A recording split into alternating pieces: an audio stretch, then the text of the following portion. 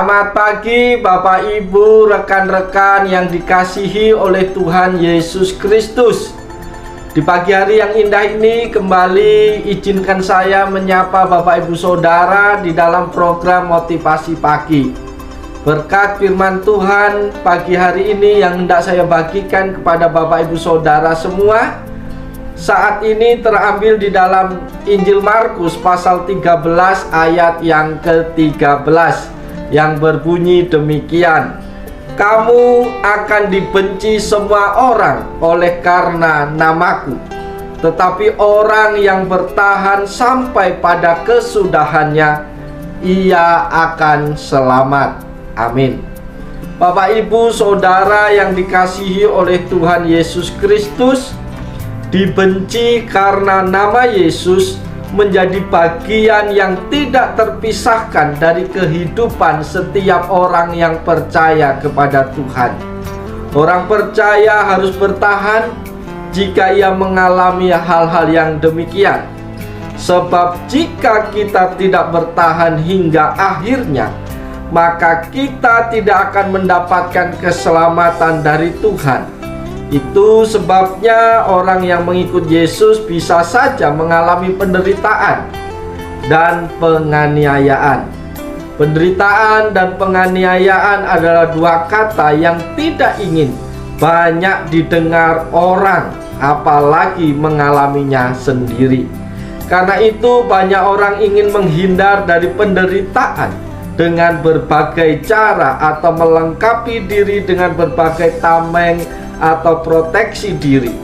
Padahal seringkali sebuah penderitaan atau penganiayaan dari skala kecil sampai derajat tertentu justru itu adalah sebuah metode untuk mendapatkan sesuatu yang terbaik di dalam kehidupan kita. Oleh sebab itu, saudara-saudaraku yang dikasihi Tuhan Yesus Kristus, mari sebelum kita beraktivitas, sebelum kita memulai tugas tanggung jawab kita sepanjang hari ini, mari dengarkan pesan Tuhan bagi kita saat ini. Pesan Tuhan yang pertama adalah setiap orang percaya pasti mengalami penderitaan. Hal ini perlu digarisbawahi dan perlu kita pahami sebagai anak-anak Tuhan. Dalam bagian firman Tuhan yang kita baca pagi hari ini menjelaskan bagi kita bahwa sebagai orang-orang yang percaya kepada Tuhan Yesus Kristus, kita akan mengalami penderitaan, semisal dibenci oleh orang lain. Paulus juga telah menasihati Timotius dalam 2 Timotius 3 ayat yang ke-12 dengan tegas mengatakan bahwa setiap orang yang beribadah di dalam Kristus Yesus akan menderita aniaya. Tanpa diuraikan oleh Tuhan Yesus dan Paulus bahwa mengambil keputusan dan komitmen mengikut Tuhan Yesus akan menderita. Sesungguhnya natur dan karakter pemberitaan firman Tuhan yang berasal daripada Allah dan natur pemberitaan Injil Tuhan Yesus Kristus, jika kita teliti dengan baik dengan sesama, memang sangat bertentangan dengan natur nilai-nilai yang dianut oleh dunia ini. Sehingga dunia tidak mengenal kita, maka dunia sering membenci kita. Itu pesan Tuhan yang pertama bagi kita semua di pagi hari yang indah ini.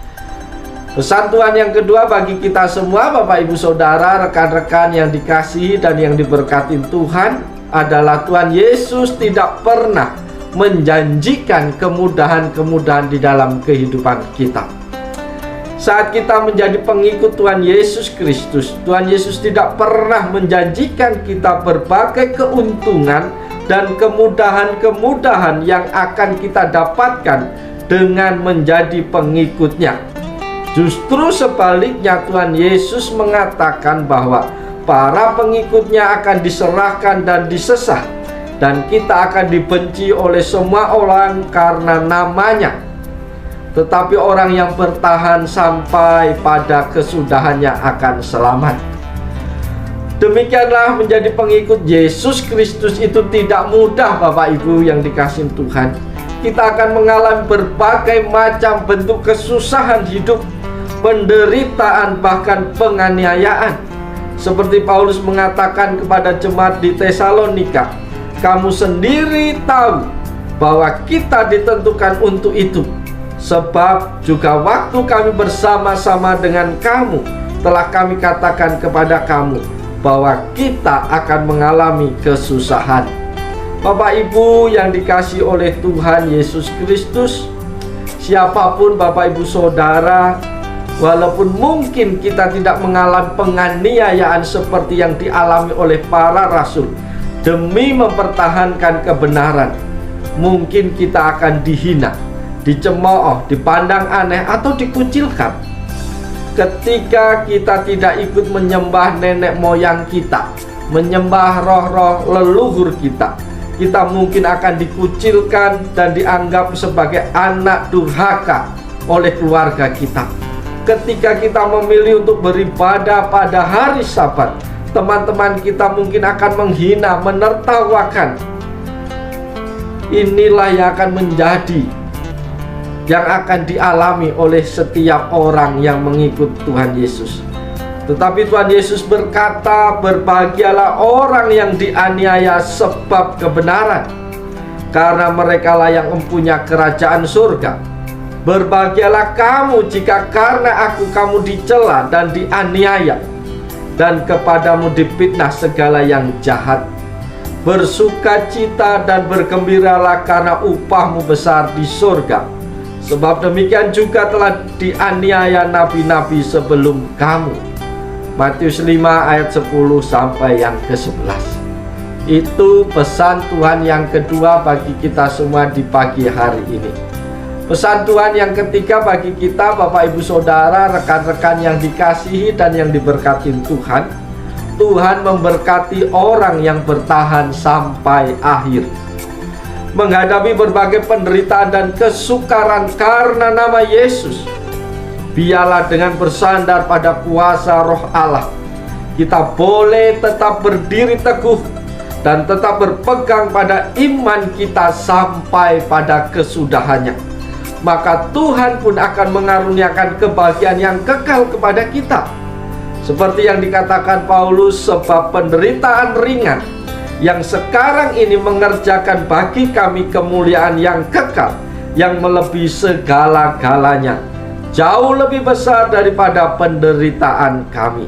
Karena itu teruslah bertahan hingga akhir, walaupun dibenci, agar kita beroleh keselamatan yang kekal. Bapak Ibu Saudara yang dikasihi oleh Tuhan Yesus Kristus, lewat pesan Tuhan pada pagi hari ini kita kembali diingatkan oleh Tuhan bahwa kita pasti akan dibenci, dicemooh, dianiaya, dikucilkan oleh dunia ini. Karena dunia tidak mengenal kebenaran, karena dunia tidak mengenal Tuhan Yesus Kristus. Tetapi Tuhan berkata kita akan disebut berbahagia apabila kita menderita karena nama Tuhan. Tetapi orang-orang yang menderita karena perbuatannya sendiri, karena tingkah lakunya yang tidak bertanggung jawab, itu namanya bukan berbahagia, itu resiko Bapak Ibu kasih dalam Tuhan. Oleh sebab itu, mari ketika kita bekerja, beraktivitas sepanjang hari ini, mungkin kau akan menemui hinaan-hinaan sepanjang hari ini. Mungkin kau akan dicemooh, mungkin kau akan diremehkan orang, mungkin kau akan dikucilkan, tidak diikutsertakan dalam hal-hal yang besar. Tetapi ingatlah, itu semua Tuhan sudah sampaikan kepada kita. Tapi kita harus tetap setia kepada Tuhan hingga sampai pada akhirnya. Engkau akan menerima segala yang baik yang datang daripada Tuhan. Oleh sebab itu, mari kita tundukkan kepala, kita berdoa menyerahkan seluruh kehidupan kita sepanjang hari ini. Tuhan Yesus yang baik, kembali kami bersyukur kepada pagi hari ini.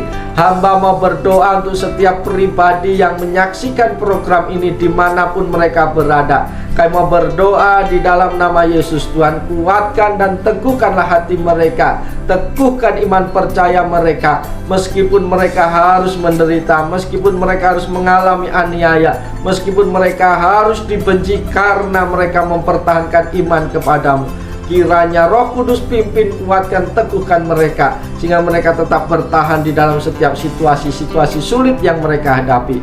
Kiranya Tuhan memberkati kehidupan mereka pribadi lepas pribadi, memberkati keluarga mereka, memberkati pekerjaan mereka, bahkan memberkati pergumulan-pergumulan mereka, situasi-situasi sulit yang mereka hadapi saat ini.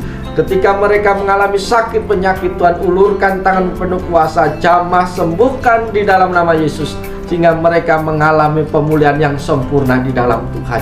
Terima kasih Tuhan, seluruh hidup kami sepanjang hari ini kami mau serahkan hanya di dalam nama Yesus Kristus. Haleluya, amin. Bapak, Ibu, Saudara yang dikasihi Tuhan, mari kita lakukan yang terbaik yang menjadi tugas tanggung jawab kita sepanjang hari ini. Saksikan perbuatan-perbuatan Tuhan yang ajaib dan besar itu di dalam hidupmu, dan biarlah nama Tuhan dipuji, nama Tuhan dipermuliakan melalui kehidupan kita sepanjang hari ini. Selamat pagi, selamat berkarya, Tuhan Yesus memberkati selalu. Amin.